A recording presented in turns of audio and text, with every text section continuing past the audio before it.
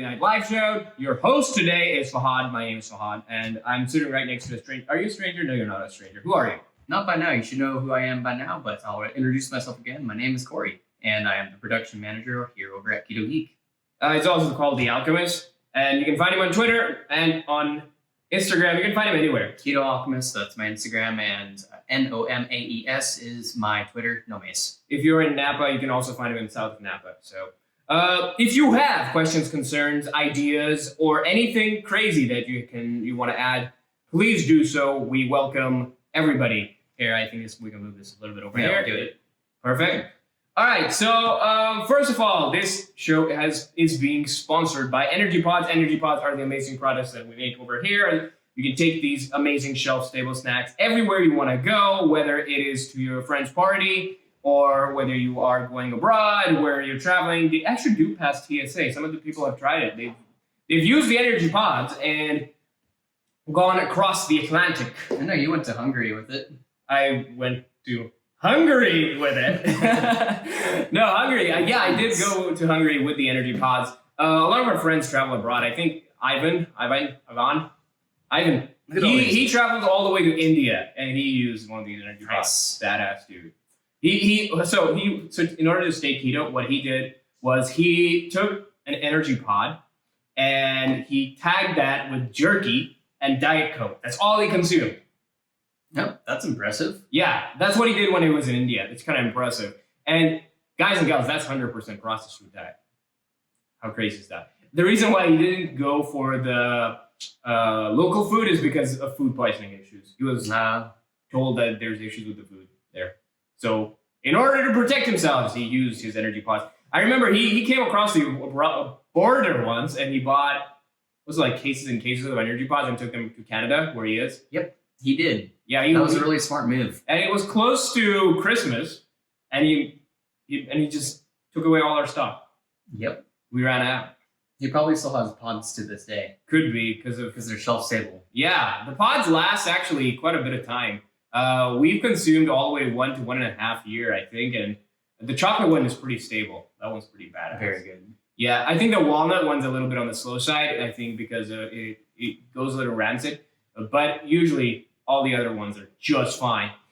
So yeah, you can buy our Energy Pods on Amazon. You can buy them on our website, KETOGEEK.com. You can buy them anywhere you want. So that's what we're all about. So today, guys and gals, it's crazy. California's burning. We're on fire. Yeah, it's quite scary, to be honest. It's happening again. This is the third year in a row. I'd have to say that we've had some crazy, well, actually they are reality, life-threatening fires. Many people have been evacuated from their homes. We actually have one of our friends right now who's camping over there playing World of Warcraft. And he's been kicked out. He's been forced to come over. But yeah, generally speaking, things aren't going that great for California. And I think this is where we also know that a lot of people threw away their food. Yep. There was a lot of food wasted. So normally, about 1/3 of food is wasted across the planet. But in cases where the power goes out completely, like we're facing right now because of PG&E and the issues that are out there, we need more shelf-stable foods that can survive the apocalyptic scenarios that we're facing at the moment. It doesn't have to be our Energy Pods. Now, we are biased towards our Energy Pods, but it can also be foods like canned food and some other stuff that is more compact source of nutrition and energy, not just a fiber bomb. Yeah. Can you imagine just having a fiber bomb as your survival food? You're just pooping all the time. No, that doesn't sound like the best and most fun way of surviving anything. And can you imagine also having bland, bitter, tasteless foods as survival foods? It would suck. And if you looked into the history of U.S. military rations, they actually tried their very best to make delicious foods out there, because it's very hard. One, tasty foods is actually morale boosting. Yeah. Imagine being shot at. So you're in the trenches of World War I, and all you can think about is that goddamn ration, your peanut butter and jelly crackers in there, and you know those taste really damn good. You're gonna go ahead and eat those things and maybe feel a little bit better, and you're probably going to retreat because being in that trench is a stupid idea in the first place. Yeah. And this is just such a recurring theme of this. Like, I got into this one argument on Instagram once upon a time, and it was with this one nutritionist or some sort of a dietitian person. And they were all about, let's promote a certain group of foods that are not palatable. Like, for example, a lot of people love vegetables.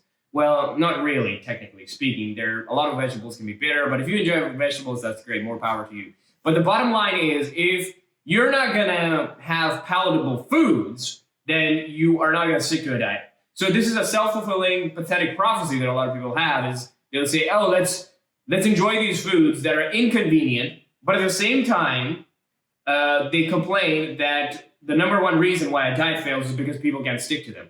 Yeah. Well, duh, you answered the question yourself. People don't stick to a diet because they don't enjoy it and they don't like it. So no matter how much bitter green snot you're going to feed them, they're not going to stick with it because they don't like it. So the goal of any successful diet should be to focus on foods that taste good. If you can't make foods taste good, then people are going to fail.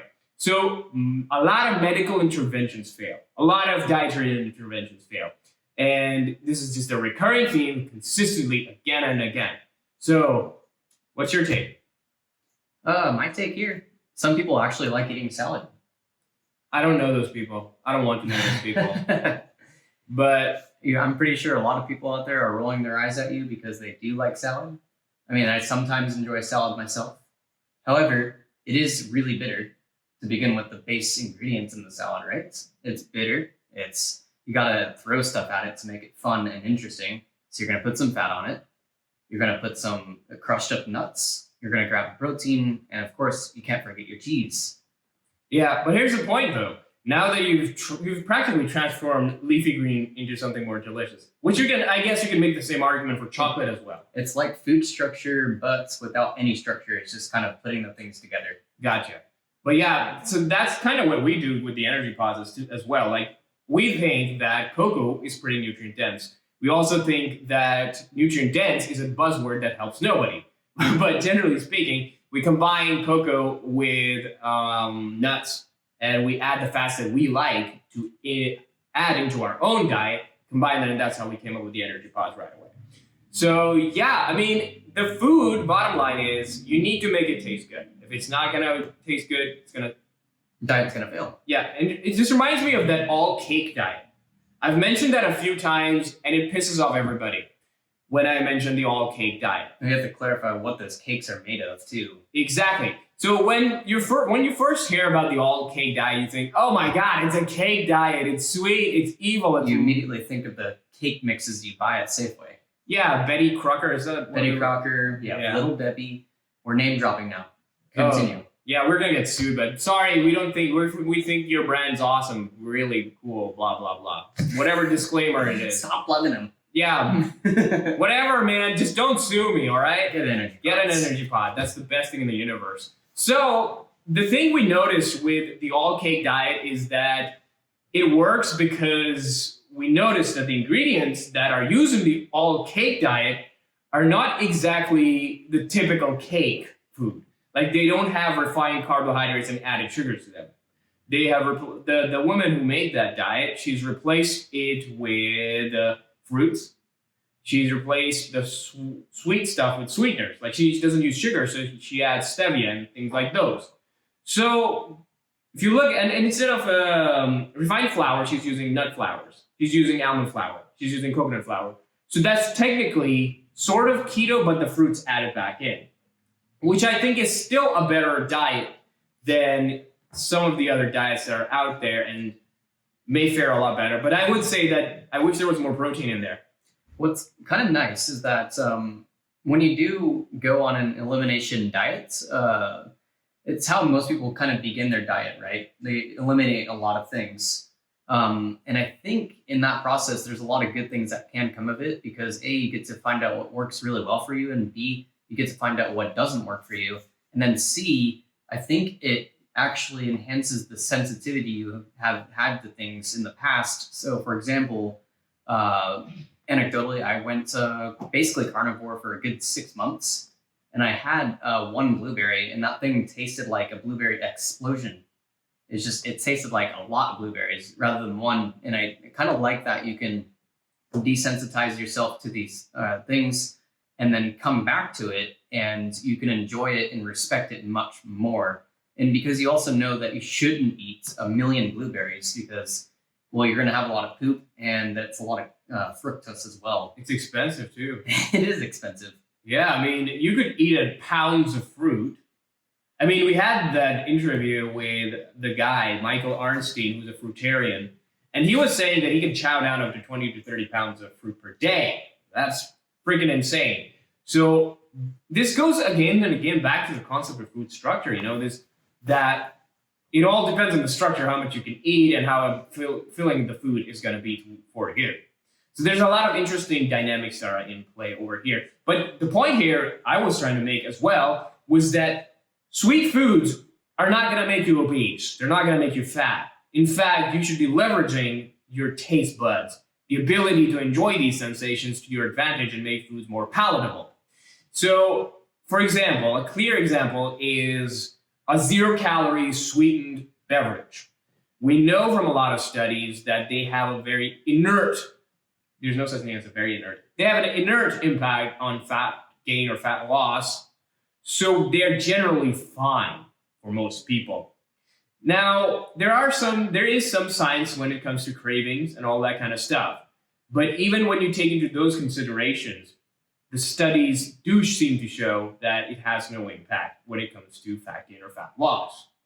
If anything, personally, I have actually been consuming sweeteners for the last 14, 15, 16 years every other day in the form of a pre-workout that has been sweetened, or maybe like some sort of a protein shake. I don't consume protein shakes anymore, but I used to. But I embrace the sweetness. I like my food to taste good, and I still want those six-pack rockin' abs. And I still want those damn muscles. I want to have the best time of my life, and you're not going to stop me. And we're going to make that happen for the rest of the world too. So I don't buy into the whole hyper-palatable nonsense like you were saying. The concept that you were talking about was called sensory-specific satiety. I think I should explain that, right? Yeah, go ahead and lay it down on them. So sensory-specific satiety is the decline in pleasantness associated with eating the same food. So when you're eating a cake, you eventually stop eating. You start with a pretty big piece, don't you? Yeah, of course. I always go for the big piece. You go for the big piece. And then what if you want another one? It becomes a little bit difficult. It starts to get a little difficult. And then you have cake the next day for dessert. Oh, man, you have a bite of the cake, maybe. Yeah, maybe. And then a month later, what is this disgusting? The cake's already dead. Yeah, what kind of disgusting food is that? But you're dead to me, cake. It's a very easy and simple breakdown. There is science to it that says it has been proven in lean and obese individuals and in lean and obese mice as well that the ability to this decline in pleasantness is the same in lean and obese individuals. So the whole thing that I can't stop eating, well, outside of maybe like a binge eating disorder or some sort of disorder, which we have no expertise on, I think that this whole thing that I can't stop eating, I don't buy into it. I think that it has more to do with the structure of the food. Like, for example, if you make a cake or some sort of sweet dessert made from refined white flour or added sugars, it's not going to be filling at all, period. It's going to pass through your digestive tract like that, jack up your blood sugar, and it'll just pass through your body like its job. It is. Yeah. When people say, I can't stop eating this, it's usually not associated with steak. Yeah. People usually stop dead in their tracks after eating one slice of steak. And we're talking about 1.5 inches to a 2-inch. That's pretty filling on its own.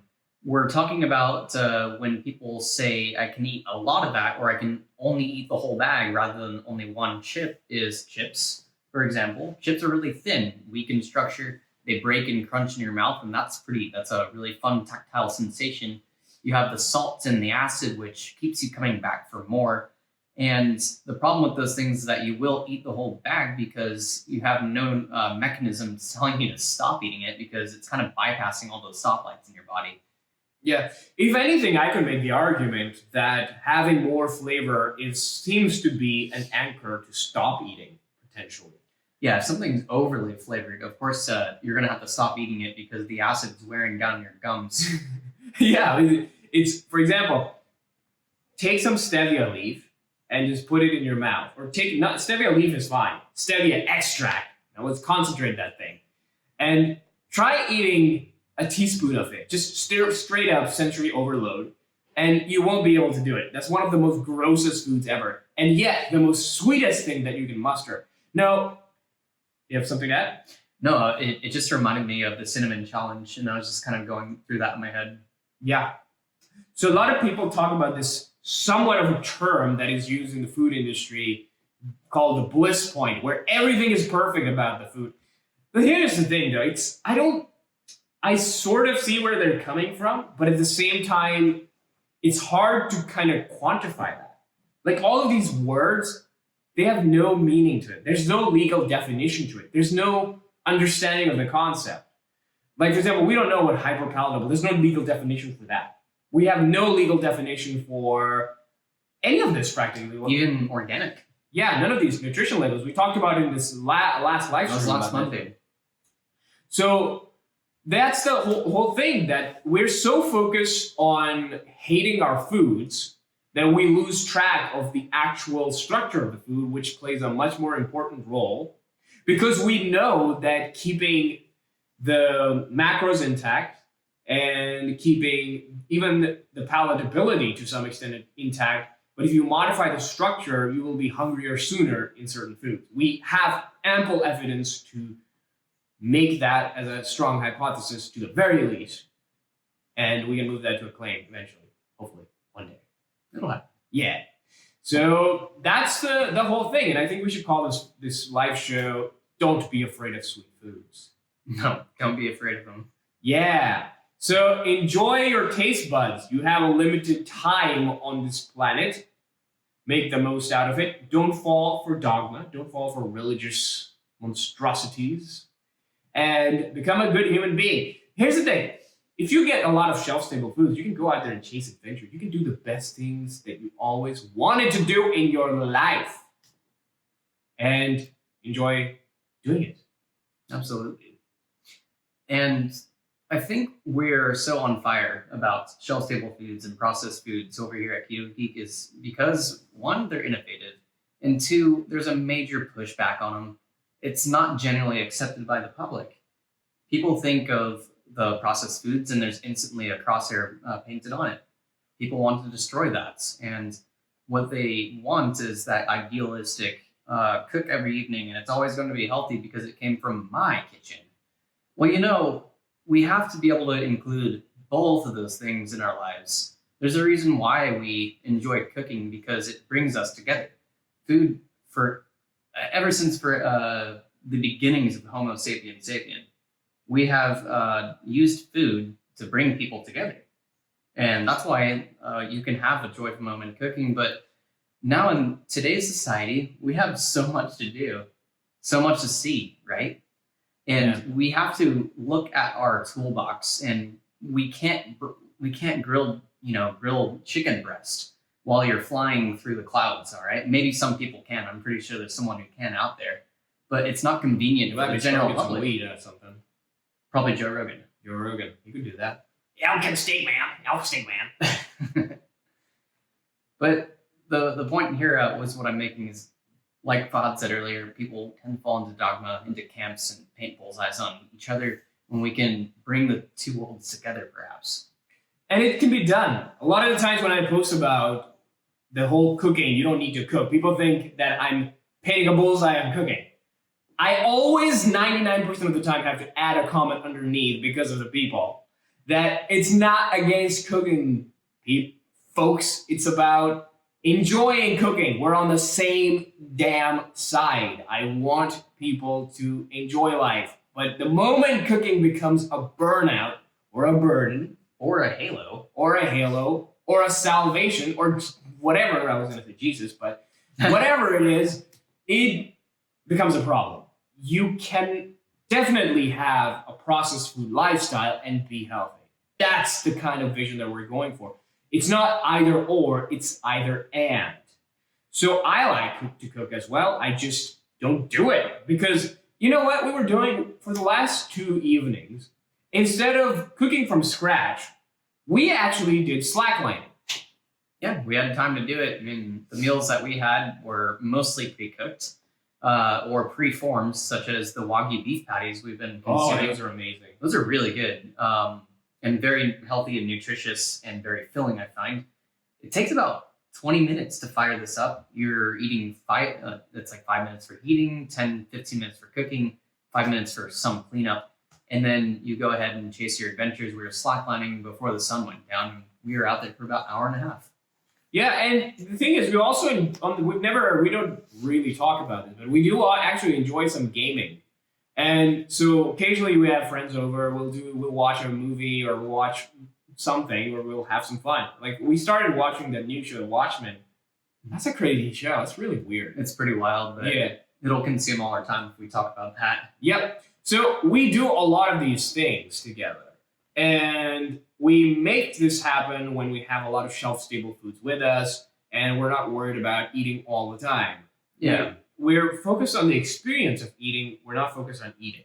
It's just nice to know that there are healthy foods out there that are processed and pre-cooked and that you can go ahead and come home and you don't have to worry about after an 8-9 hour day, man, I have to do another task and just to eat, but I actually want to have a little bit more time to do this relaxing activity. For example, like when I'm done working with the day, I have some energy left.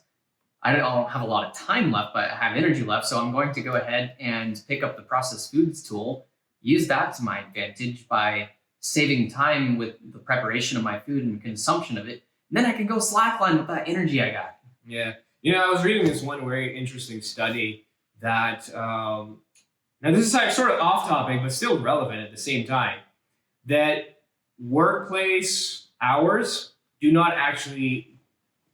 a good gauge of productivity. No, here's what I found in my personal, like I work 8-hour days for the man, you can say. I don't work for myself, I work for the man. And by hour 4 or 5, my production levels kind of rocket downward. They're not as fiery, they're not as focused. And usually for the rest of the shift, it's maintenance work, making sure everything is good. I keep a very high level work ethic throughout my entire day. It just happens to get to a certain level and plateau and then drop back down to a relaxed level. Yeah, but that was the study there that just because you're spending more hours doesn't mean you're doing good. That's a whole recurring theme. Apparently, it's kind of like Rocky Balboa. Yeah, the Rocky Balboa syndrome, we keep bringing it up. Why the hell are people banging their heads and doing way too much workout, way too much tracking, way too much focusing on food, when evolution has given you bloody tools to make life so much simpler for yourself? But no, you just have to be a pain in the butt for yourself. I will never understand the stupidity sometimes exuded by mankind when they put themselves in the way of this Rocky Balboa syndrome. The insanity is strong with this one. That's what I feel about it. So if you're making life more complicated, ask yourself, why are you doing that thing? If science cannot distill itself into simplicity or a value-added service or a product in your life, then what you have is something called a headache. So you might need an ibuprofen. That's a good food. That's good for headache. Reduces swelling. Oh, Yes. so that's not good for headaches, right? It is good for headaches because it does reduce swelling, which is the source of a headache. Okay, what about aspirin?